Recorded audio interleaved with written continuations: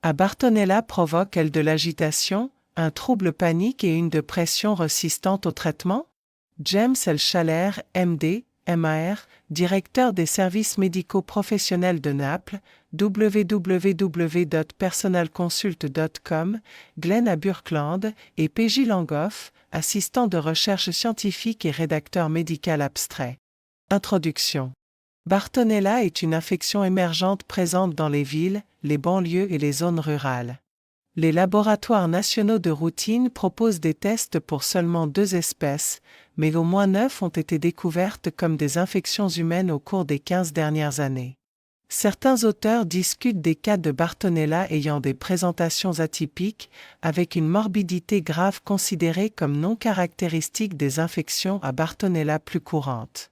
Certains résultats atypiques comprennent une distorsion de la vision, des douleurs abdominales, des anomalies graves des tissus du foie et de la rate, un purpura thrombocytopénique, une infection osseuse, de l'arthrite, des abcès, des problèmes de tissu cardiaque et de valves cardiaques.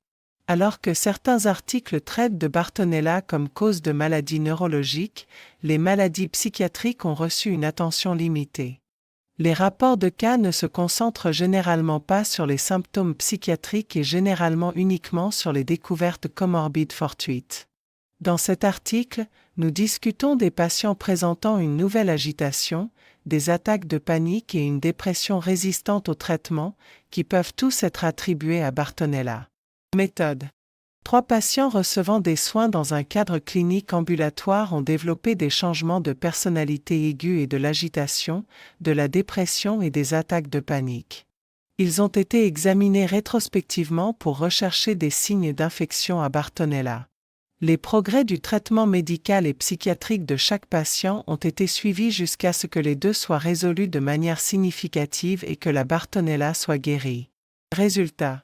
Les patients semblaient généralement avoir besoin d'une dose plus élevée d'antidépresseurs, de benzodiazépines ou d'antipsychotiques pour fonctionner normalement. Les doses ont été réduites après un traitement antibiotique et à mesure que les signes présumés d'infection à Bartonella disparaissaient.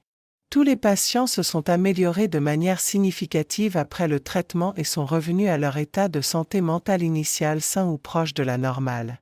Discussion. De nouvelles espèces de Bartonella apparaissent comme des infections humaines. La plupart n'ont pas de test de diagnostic d'anticorps ou de réaction en chaîne par polymérase, PCR, pour le moment. Les examens différentiels manuels sont d'une utilité inconnue, en raison de nombreux facteurs tels que le faible nombre de globules rouges infectés, la petite taille des bactéries infectantes, l'incertitude des techniques actuelles de visualisation de ces petites bactéries et une expérience limitée. En tant qu'infection émergente, on ne sait pas si la présence de Bartonella chez l'homme dans le monde est rare ou courante, sans plus d'informations sur l'épidémiologie, la microbiologie, la pathologie et la recherche sur les résultats du traitement. Conclusion.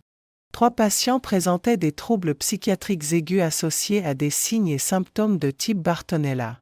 Chacun avait été clairement exposé aux tiques ou aux puces et présentait des symptômes physiques compatibles avec Bartonella, par exemple, un ganglion lymphatique élargi près d'une piqûre de tique ixode et une angiomatose bacillaire trouvée uniquement dans les infections à Bartonella.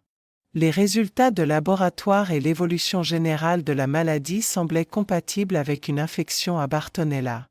Les auteurs ne signalent pas que ces patients offrent une preuve certaine de l'infection à Bartonella, mais nous espérons soulever la possibilité que les patients infectés par Bartonella puissent avoir une variété de symptômes de santé mentale. Étant donné que Bartonella peut clairement provoquer des troubles neurologiques, nous pensons que la présence de troubles psychiatriques est une attente raisonnable. Introduction.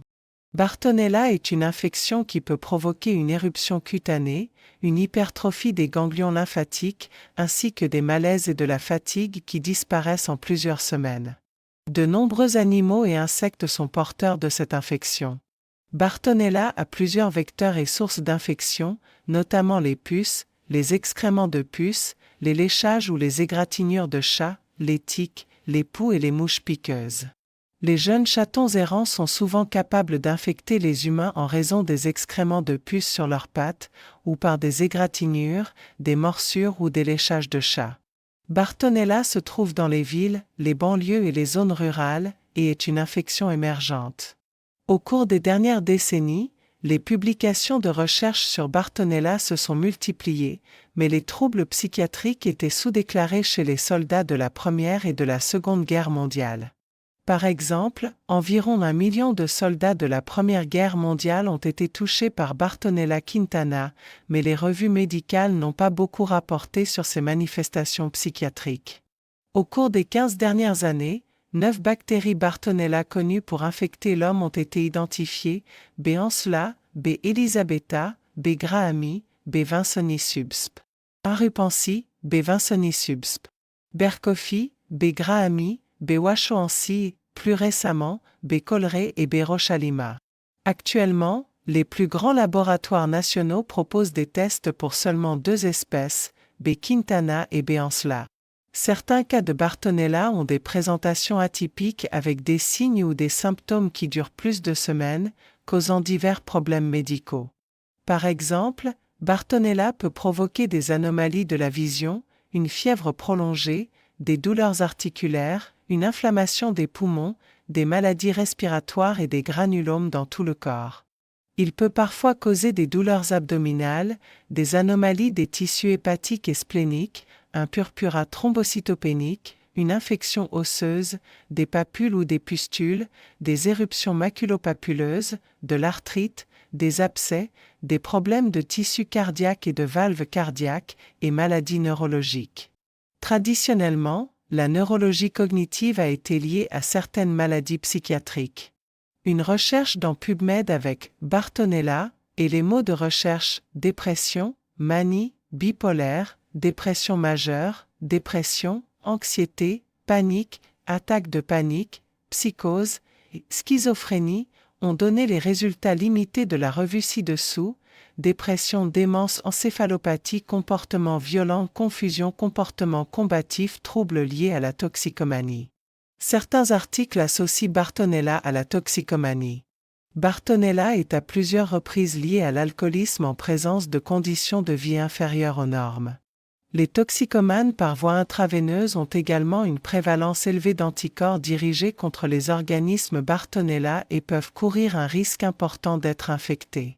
Les 3 cas décrits ci-dessous sont cohérents avec les rapports antérieurs de Bartonella provoquant des symptômes psychiatriques et ajoutent des données cliniques supplémentaires à ces rapports antérieurs. Cas 1. Un pasteur de 41 ans a été signalé par sa femme, ses meilleurs amis et ses enfants comme ayant subi un changement de personnalité après un voyage de camping en Caroline du Nord. Après le voyage, le patient a décrit un petit ganglion lymphatique axillaire douloureux du côté droit et a signalé une fièvre. Il a retiré 3 tiques de Cerixode de sa jambe et de son épaule. 5 semaines plus tard, il avait un ganglion lymphatique axillaire droit élargi et très ennuyeux, une chaleur excessive, une irritabilité, une insomnie sévère et une rage excentrique d'apparition récente. Il avait une nouvelle sensibilité excessive aux odeurs et aux sons légèrement gênants. Ses températures de l'après-midi étaient de 98,7 à 99,9 degrés Fahrenheit, qu'il enregistrait tous les 3 jours. Le patient a été testé négatif pour la maladie de Lyme en utilisant la procédure de test de surveillance à 2 niveaux des Centers for Disease Control and Prevention, CDC, effectuée chez Quest Diagnostic, et pourtant Bartonella a été suspecté à cause de son symptôme unilatéral de ganglion lymphatique et de l'attachement d'Ixode. La durée de la douleur ganglionnaire était d'au moins 5 semaines, donc Bartonella atypique a été considéré dans le différentiel. Le patient a reçu une ordonnance d'IgG et d'IgM B-ancela ainsi que d'autres tests de laboratoire. Le seul résultat positif était un IgM de 1,256. Un test PCR pour 2 espèces de Bartonella était négatif, mais positif pour B-ancela lorsqu'il était répété. Au cours des 2 semaines suivantes, le patient a développé une agitation grave, des attaques de panique et une dépression majeure. Sa dépression majeure a été quantifiée par l'échelle Inventory to Diagnose Dépression, IDD. Son IDD était de 39 ans. C'est dans la gamme modérée à sévère, donc on lui a diagnostiqué une dépression majeure, MD. Il s'est également avéré qu'il souffrait d'anxiété excessive. Cas 2.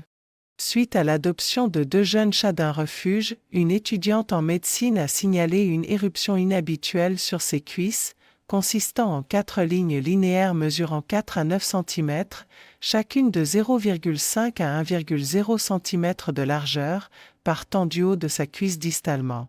Ces éruptions cutanées ont finalement été déterminées comme étant une angiomatose bacillaire par un dermatologue après l'élimination d'un certain nombre des autres causes possibles, telles que le syndrome de Cushing, le sarcome de Kaposi et une infection par le VIH. Le patient présentait des facteurs de risque importants pour Bartonella, notamment l'adoption de chatons dans un refuge. Elle a signalé un certain nombre de piqûres de puces ayant bombardé de puces son appartement 2 fois au cours de l'année écoulée et elle a également permis à ses chats de dormir dans son lit. Elle a expliqué que ses chats lui léchaient régulièrement les mains, lui léchaient occasionnellement la bouche, la grattaient et la mordaient doucement en jouant. La patiente s'est plainte de nouvelles attaques de panique, d'une profonde agitation et d'une dépression qui ont commencé au moment de ces nouvelles éruptions cutanées sur les cuisses. Elle n'a pas bénéficié des doses habituelles de benzodiazépine ou des doses standards d'inhibiteurs sélectifs de la recapture de la sérotonine. Elle a refusé un essai d'antidépresseurs tricycliques en raison de problèmes cardiaques et elle a refusé un essai de mirtazapine en raison de problèmes de poids. Elle a rejeté la sélégiline transdermique et le bupropion en raison de la probabilité d'absence d'effets anxieux. Les seuls traitements montrant un bénéfice modeste, 30% à 40%, pour ce patient étaient l'escitalopram à une dose progressivement augmentée à 30 mg par jour, ce qui est supérieur à la posologie approuvée par la Food and Drug Administration des États-Unis et supérieur à la posologie recommandée sur la base de la plupart des recherches sur le médicament. Mais cette dose a diminué son désespoir par rapport à un essai de 20 mg de 3 semaines. Son IDD est passé de 34 à 23 sous escitalopram à raison de 30 mg par jour. Elle s'est également auto-administrée SAMe, S-adénosylméthionine, à 600 mg tous les matins. Cette dernière dose est inférieure à la dose de routine pour le traitement de la dépression majeure, qui est de 1200 à 1600 mg par jour lorsqu'elle est administrée par voie orale. La patiente a estimé que cela était utile pour diminuer sa dépression. La patiente a été avertie des risques de convulsions et de syndrome sérotoninergique avec l'utilisation de 2 antidépresseurs, dont un à très haute dose, mais des doses plus faibles d'escitalopram avaient l'impression que rien ne se passait et elle voulait des doses qui avaient des avantages. Pendant 8 semaines, une augmentation de l'escitalopram a diminué sa dépression modérée résiduelle. Elle a été augmentée à 60 mg d'escitalopram et 1200 mg de SAMe sur 10 semaines, ce qui a entraîné une rémission de 90% de sa dépression. Elle ne présentait aucun symptôme de sérotonine tel que myoclonie, rigidité, hyperréflexie, frisson, confusion, agitation, instabilité de la tension artérielle, fièvre, nausées, diarrhée, diaphorèse, bouffée vasomotrice ou rhabdomyolyse. Elle avait une certaine anxiété résiduelle et cela a été traité avec du clonazepam 2 mg, un comprimé une fois le matin et l'après-midi, et 2 QHS, sans effet secondaire de sédation. Elle avait toujours des limitations claires dans le traitement de l'information, une mémoire nettement médiocre et le besoin inhabituel d'une dose psychiatrique élevée pour obtenir un quelconque bénéfice. Son psychiatre a noté: elle peut avoir un trouble cérébral diffus, c'est-à-dire une inflammation non diagnostiquée ou une source infectieuse. Ces images inhabituelles d'éruptions cutanées sur les cuisses semblent importantes. L'infirmière praticienne du patient avait vu un cas de fièvre des griffes du chat dans le passé et avait émis l'hypothèse que le patient souffrait d'une angiomatose bacillaire due à Bartonella, la cause infectieuse de la fièvre des griffes du chat. Le patient a été mis sous céfuroxime 250 mg 2 fois le jour et azithromycine 250 mg 3 fois le jour. Au cours de la semaine 1, le patient est devenu de plus en plus triste, irritable et désespéré, avec des attaques de panique accrues qu'une augmentation du clonazepam n'a pas soulagé. Cependant, à la semaine 2, elle semblait avoir moins de dépression et d'agitation. Étonnamment, au cours de la semaine 3, environ le jour 16, ses éruptions cutanées rougeâtres sur les cuisses avaient disparu, avec une couleur de peau normale résiduelle avec des motifs irréguliers. En 8 semaines, la dépression et l'anxiété du patient se sont améliorées. Elle a toléré une forte réduction de ces deux médicaments, c'est-à-dire que l'escitalopram a été abaissé à 25 mg par jour avec une diminution du clonazepam à 1 mg une fois le matin, l'après-midi et le soir. Elle a complètement arrêté son SAME. Elle était considérée comme médicalement guérie et ne devait subir que des examens gynécologiques de routine. Après 6 mois, l'angiomatose bacillaire est revenue à environ 50% et la patiente a signalé un retour modéré d'une colère inappropriée, d'une sensibilité interpersonnelle excessive, d'un trouble dysphorique prémenstruel sévère, d'irritabilité et de tristesse. Elle a été considérée par son médecin comme ayant une rechute de Bartonella et a été placée sous rifampicine 300 mg 3 fois par jour et cefdinir 300 mg 3 fois par jour pendant 12 semaines. Il a ensuite remplacé le cefdinir par de l'azithromycine 500 mg à raison de 1,5 comprimés par jour pendant 6 semaines. Après ce traitement, la patiente était revenue à son état initial et ne prend plus que 10 mg d'escitalopram par jour, avec du clonazepam 0,5 mg le matin et 0,75 mg une fois le soir, une fraction des doses précédentes. Le médecin de famille estime que les antibiotiques ont été utiles, mais n'est toujours pas certain du « meilleur » protocole antibiotique pour Bartonella, d'après son examen des manuels sur les infections et des articles de Medline. K3. Un homme d'affaires du Midwest a signalé l'échec d'un traitement pour une nouvelle anxiété sociale apparue à l'âge adulte, un trouble anxieux généralisé, des attaques de panique et un MD. Ses scores de dépression IDD étaient de 34 et 40 pris 2 fois au cours de la même semaine d'admission. Son BAI était de 29 ans. Il avait également un nouveau mal de tête quotidien modérément sévère. Il allait bien psychiatriquement jusqu'à ce qu'il parte en voyage de camping et de chasse en Floride quelques mois plus tôt. Suite à cela, il a ressenti des sensations de grippe et de fièvre pendant environ 9 jours. Il a également développé 3 nouvelles papules couleur peau sous son bras gauche. Il n'avait pas d'éruption cutanée, d'attache de tique, d'exposition claire aux puces ou de contact avec un chien ou un chat. Cependant, il a signalé des contacts fréquents avec des branches et des feuilles de brousse sauvage lors de la chasse et de la marche dans les bois. Il a également signalé qu'il ne s'était pratiquement jamais vérifié pour les tiques. Son partenaire de camping a été mordu par une tique étoile solitaire et traité immédiatement avec des antibiotiques pour la maladie de Lyme ou de Masterson, en fonction de l'historique, de l'emplacement, du type de tique et d'une nouvelle éruption cutanée ovale, rose et homogène à la cheville. Notre patient a échoué à la fois au test ELISA LabCorp et Western Blot pour Lyme selon les critères de surveillance du CDC, mais a montré une bande 23 sur le Western Blot IgM.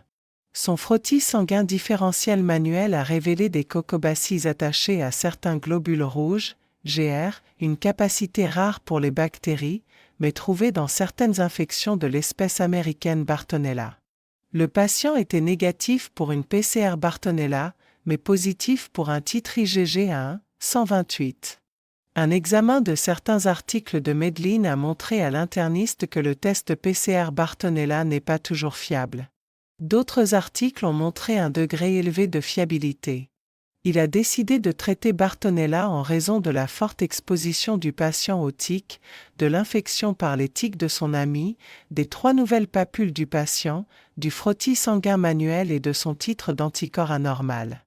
L'interniste a traité le patient avec de la doxycycline 100 mg 2 fois par jour pendant 3 semaines sans aucun bénéfice autre qu'une légère réduction des maux de tête. Il l'a ensuite traité avec de la rifampicine 300 mg 2 fois par jour associée à du triméthoprim sulfaméthoxazole à la dose de 160 mg 800 mg 2 fois par jour pendant 1 mois. Le patient a eu un bénéfice marqué de ce dernier traitement et est revenu à environ 85% à sa ligne de base psychiatrique. Il ne présentait plus d'anxiété sociale, de troubles anxieux généralisés ou d'attaques de panique. Son MD était seulement léger avec un IDD de 12, à la limite de la normale, et il était traité quotidiennement avec 100 mg de sertraline. Après environ 14 mois, le patient a été victime d'un grave accident de la route et a dû être hospitalisé et subir de multiples interventions chirurgicales pour retrouver sa stabilité. Environ 7 à 12 semaines après son accident, il a commencé à avoir une résurgence de tous ses symptômes psychiatriques. Son médecin a diagnostiqué une rechute de Bartonella provoquant une rechute psychiatrique. Le patient a été mis sous rifabutine 300 mg par jour avec azithromycine 250 mg 2 fois par jour. En 4 à 5 semaines, ses symptômes psychiatriques se sont améliorés d'environ 50%.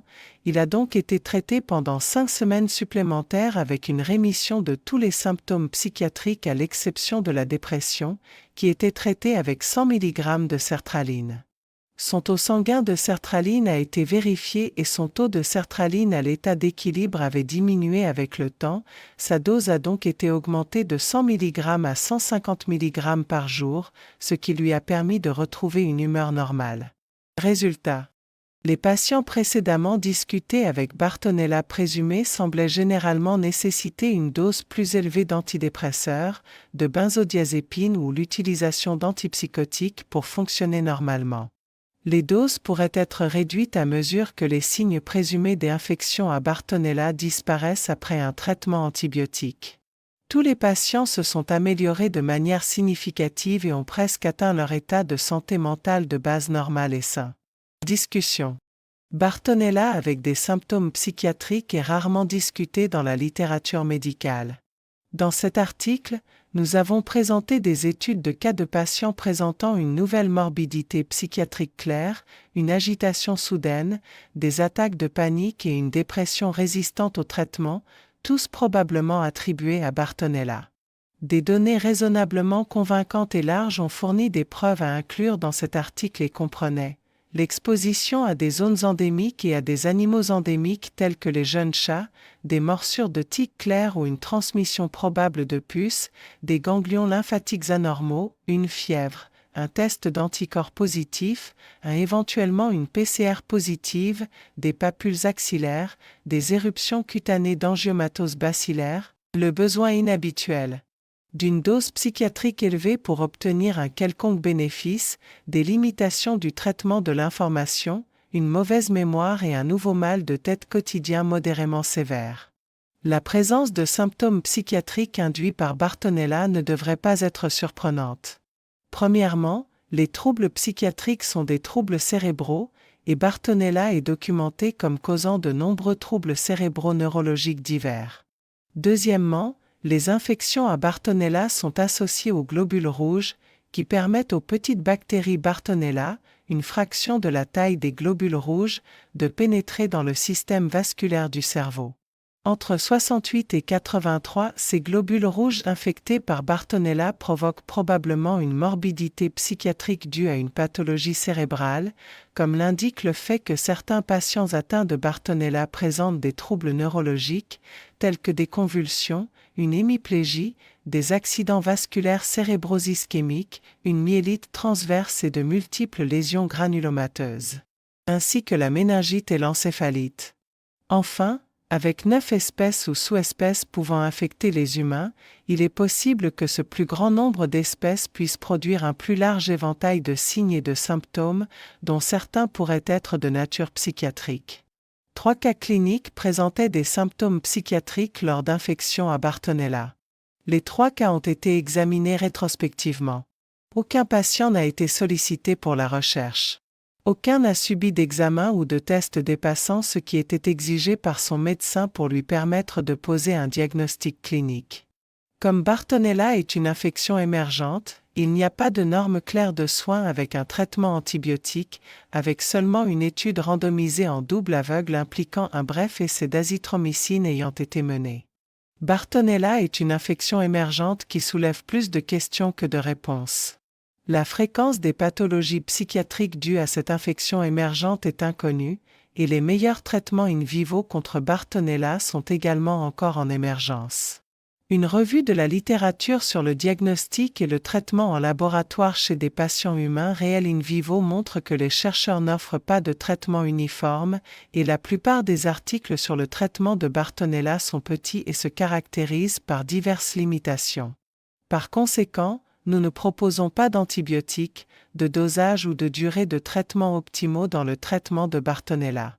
Nous rapportons simplement les traitements utilisés dans chacun de ces 3 cas, chacun ayant un certain soutien dans la littérature. Aucun de ces cas n'offre de preuves certaines d'une infection à Bartonella, mais nous évoquons la possibilité que ces patients aient eu une infection à Bartonella et que cela ait eu un impact sur leur santé mentale. Conclusion. Nous notons que le nombre des espèces de Bartonella qui infectent les humains dépasse actuellement le nombre des espèces de Bartonella qui peuvent être testées par les meilleurs laboratoires nationaux. Certains antibiotiques semblent avoir un effet, mais le dosage et la durée ne sont pas clairement établis ou indiqués par une large revue de la littérature. De plus, l'amélioration clinique et la disparition des symptômes ne signifient pas toujours une éradication complète. Autrement dit, il peut être possible pour un patient de rechuter en raison d'un stress médical important pour le corps ou d'une diminution de la capacité du système immunitaire. De la plus haute importance, nous pensons que Bartonella peut pénétrer dans le cerveau et provoquer non seulement des troubles neurologiques bien documentés, mais également certains troubles psychiatriques. Note de bas de page. Commentaires des lecteurs sur « Les infections à Bartonella provoquent-elles de l'agitation, un trouble panique et une dépression résistante au traitement ?» Consultez les commentaires des lecteurs sur cet article et fournissez les vôtres. Les lecteurs sont encouragés à répondre à l'auteur à moc.liancrab@relax ou à Paul Blumenthal, MD, rédacteur en chef adjoint de MedGenMed, pour les yeux de l'éditeur uniquement ou pour une éventuelle publication